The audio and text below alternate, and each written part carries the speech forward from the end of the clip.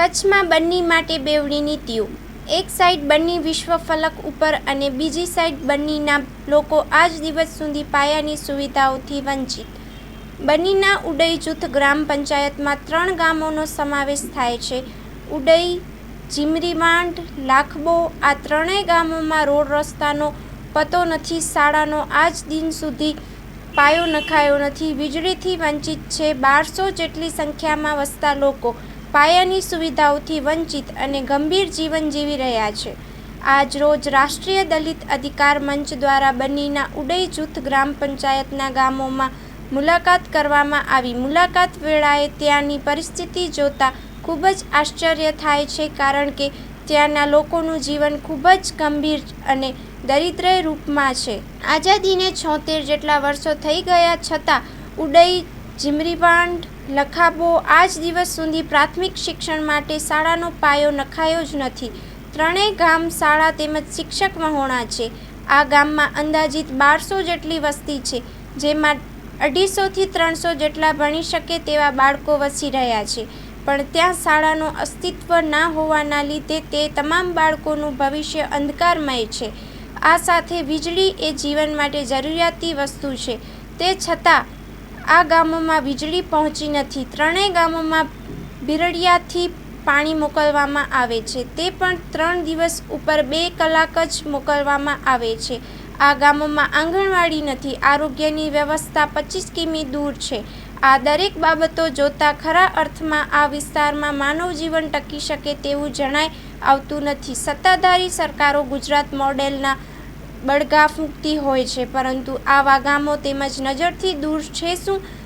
દેશના વડાપ્રધાન કચ્છના રણની વાતો કરતા થાકતા નથી, પણ તેઓને ફક્ત ધોરડો અને વ્હાઇટ રણ જ દેખાય છે। ધોરડો માટે ખૂબ મોટા પાયે સુવિધાઓ કરવામાં આવી છે અને બીજી સાઈડ આવા ગામોમાં કોઈ સુવિધા જ નહીં। સાથે ઔદ્યોગિકરણ માટે સરકાર તત્પર બેઠી છે। આ જ બન્ની વિસ્તારમાં અડાણી પ્રોજેક્ટ માટે સરકાર દ્વારા સુવિધાઓ પૂરી પાડી શકાય તો આવા છેવાડાના વ્યક્તિઓ માટે શું કામ નહીં? રિપોર્ટ બાય કરણ વાઘેલા, ભુજ। આજ રોજ રાષ્ટ્રીય દલિત અધિકાર મંચ દ્વારા બન્ની વિસ્તારના ઉડઈ જૂથ ગ્રામ પંચાયતે થોડી વાર પહેલાં જ્યારે આપણે બન્નીના જ ઉડઈ જૂથ ગ્રામ પંચાયતની મુલાકાત લીધી હતી, જેમાં એ ઉડઈ ગામ હતો, ને હમણાં આપણે અહીંયા સર્વે અહીંના ગ્રામજનો સાથે લાખાબોમાં આપણે એકત્રિત થયા છીએ। જેમ અગાઉના વિડીયોમાં વાત કરી કે આ ગામો આજે પણ મૂળ પાયાની જે સુવિધાઓ હોય, પ્રથમ તો રસ્તો નથી, આ ગામમાં લાઇટ આવે છે પણ લાઇટ લાખોબોમાં ફક્ત આવે છે, જમરીમાં નથી અને ઉડઈમાં પણ આવે તેવી નથી, એવી પરિસ્થિતિ છે। અને વરસાદના સમય વખતે આ લાઇટ પણ ગુલ થઈ જતી હોય છે। સાથે અહીં પણ 100 જેટલા બાળકો છે જે આજે શિક્ષણથી વંચિત છે।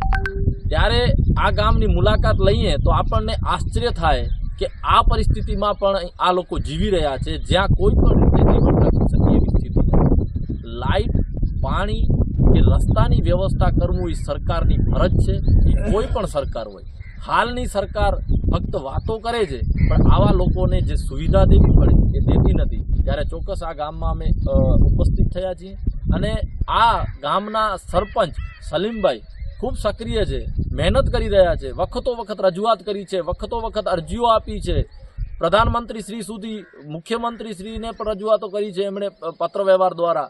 અહીંના સાંસદ હોય, ધારાસભ્ય હોય, જિલ્લાના દરેક અધિકારીઓને મળ્યા છે, દરેકોને અરજીઓ આપી છે, પણ આજના દિવસે કોઈ પણ એમનું કાર્ય થતું નથી। આજે પણ તમે ગામની વ્યવસ્થા જુઓ, રોડ રસ્તા નથી, ક્યાંય પણ કોઈ સુવિધાના નામે શૂન્ય છે। ત્યારે આપણે આજે અહીંયા આ લોકો સાથે પણ વાત કરશું। પ્રથમ આપણે સરપંચ સાથે વાત કરીએ કે સરપંચ, શું પરિસ્થિતિ છે આ લાખોબોમાં છે? પરિસ્થિતિ તમે જોઈ રહ્યા છો, અત્યારે આપણે લખાબા ગામમાં ઊભા છીએ। જ્યારે ચોમાસું આવે, વરસાદ થાય જ્યારે, તો અહીંયાથી આપણે 16 કિલોમીટર આપણો બેડો થાય છે, બરાબર, અમેદપર, અને 18 કિલોમીટર 13-14 કિલોમીટર આપણે ઉડઈ ગામ થાય છે। ઉડઈથી પણ રોડ નથી, ભોજરો આપણે જવું પડે। જ્યારે ચોમાસાની પરિસ્થિતિ હોય, ત્યારે વરસાદ થાય ત્યારે માણસો અહીંયા રહે ગામમાં, ત્યારે કોઈ માણસ બીમાર થતું હોય તો એ માણસ અમે આપણે ઘોડાગાડી ઉપર લઈ અને હોસ્પિટલ માટે લઈ જઈએ। કંઈક બનાવ બની ગયા છે અમારા અહીંયા, માણસ રસ્તામાં પણ એક્સપાયર થઈ શકે। એનું કારણ છે કે રોડ રસ્તો છે નથી। હવે જનાવરો ઉપર આપણે માણસને લઈ જઈએ, જનાવર પહોંચે બરાબર. જે રોડ રસ્તો હોય તો આપણે કોઈ પણ વાહન વ્યવસ્થા કરીને આપણે માણસને લઈ જઈએ. પાણીની જે સમસ્યા છે જે 2022-21થી હું ચૂંટણીમાં જ્યારે ઊભો છું તે દિવસથી આજ દિવસ સુધી લખાપા ગામમાં પાણીના અવાડા હજી નથી ભરાણા.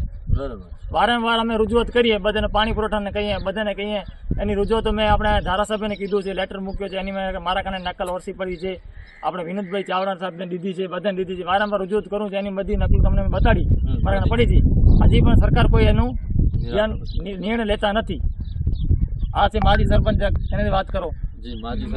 રાષ્ટ્રીય દલિત અધિકાર મંચ દ્વારા બન્ની વિસ્તારના જે ગામડાઓ છે એની મુલાકાત કરી છે. હાલ અમે લખાબો છીએ અને એના પહેલાં અમે ઉદયની મુલાકાત લીધી તો પ્રાથમિક સુવિધાઓ છે તેનાથી વંચિત છે.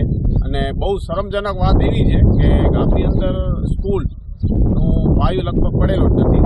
લાઇટ હોય કે પાણી હોય, તાપમાન આપણે જોઈ રહ્યા છીએ તેમ છતાં ગામની અંદર પાણીની સમસ્યાઓ ઘણી છે. અહીંયાથી જે બન્નીના નામ ઉપર જે દોડો રણ ઉત્સવની અંદર બધી સુવિધાઓ પૂરી પાડવામાં આવે છે તો બન્નીના વિસ્તારોના જેને વંચિત રાખવામાં આવે છે ત્યારે એની સુવિધા પૂરી પાડવામાં કેમ નથી આવતી? પાણી પુરવઠાના અધિકારી અથવા લાઇટના અધિકારીઓ સાથે અમારી હર હંમેશા વાત થતી હોય છે, પણ એ લોકો એક જ આશ્વાસન આપે છે કે થઈ જશે. જો થઈ જશે તો આટલા વર્ષો કેમ નીકળ્યા? અમારી અથવા ગ્રામજનોની એક જ માંગ છે કે અહીંયાની પરિસ્થિતિ છે એ બધી સ્કૂલથી લઈને પાણી અથવા લાઇટથી વંચિત છે. અમારો તંત્રને એક જ માંગ છે કે આ પ્રાથમિકની જે સુવિધા છે, લાઇટ છે, પાણી છે, રોડ રસ્તાઓ છે, ઓમાં પૂરી સગવડ પૂરી કરવામાં આવે. અને હાલમાં જે વરસાદની સિઝનની અંદર જે બનાવ બને છે એવા શરમજનક બનાવ બને છે કે અહીંયાના કોઈ પણ વ્યક્તિ બીમાર થઈ જાય. હાલ ચોમાસાની સિઝનમાં કોઈને જીવ કરડી જાય છે ત્યારે એ લોકો એમ્બ્યુલન્સ તો ન જ આવી શકે, કોઈ શક્યતા જ નથી કે કોઈ પણ ગાડી અહીંયા આવી ન શકે, ત્યારે એ લોકો ટ્રેક્ટર અથવા જાનવર ઉપર લઈ ને હોસ્પિટલ સુધી પહોંચે છે. એની વચમાં લોકોના અકસ્માત થઈ જાય છે. ગામની અંદર એવા ઘણા બધા બનાવો પણ જોવા મળેલ છે. આજ રોજ અમે બન્નીના ઉદય જૂથ ગ્રામ પંચાયતના 3 ગામો, જેમાં સર્વપ્રથમ અમે ઉદયની મુલાકાત લીધી. ત્યાં પણ પાણીનો પ્રશ્ન છે, રોડનો પ્રશ્ન છે, શાળા નથી, આંગણવાડી નથી. સમજી લ્યો કે આપણે જે પ્રાથમિક જરૂરિયાતો છે એમાંની કોઈ જરૂરિયાત અહીંયા ઉપલબ્ધ નથી. ત્યારબાદ અમે જે જમરી વાડ છે ઉદય જૂથ ગ્રામ પંચાયતની, એની પણ અમે મુલાકાત લીધી. ત્યાં આજ દી સુધી આઝાદી પછી લાઇટનો જે થાંભલો છે એ પણ હજી લાગ્યો નથી. તો લાઇટ ક્યારે આવશે એ પ્રશ્ન છે. અહીંના સરપંચ દ્વારા વખતો વખત રજૂઆતો કરવા છતાં પણ પ્રશ્નોનો કોઈ હલ થયો નથી. અને આજે અહીંની જે પરિસ્થિતિ છે, અહીં જીવન જીવવું પણ બહુ કઠિન છે. અને જ્યારે ઉદય જૂથ ગ્રામ પંચાયતની અમે લાખાબો વાનની હમણાં મુલાકાત લીધી તો અહીંયા પશુધન વધારે છે માણસો કરતાં.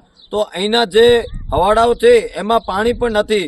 તો એમના ઢોરોને જે પાણી પીવા માટે એની માટે પણ એમને પૈસા ખર્ચવા પડે છે, એવી પરિસ્થિતિ છે. અને અહીંયા લાઇટ માંડ સુવિધા ઊભી થઈ છે, પણ વરસાદની સિઝનમાં એ પણ ગુલ થતી હોય છે. તો અહીં આ જે ઉદય જૂથ ગ્રામ પંચાયત છે બન્નીની, અહીં કઠિન પરિસ્થિતિ છે. પાયાની તમામ સુવિધાઓથી આ પંચાયત વંચિત છે.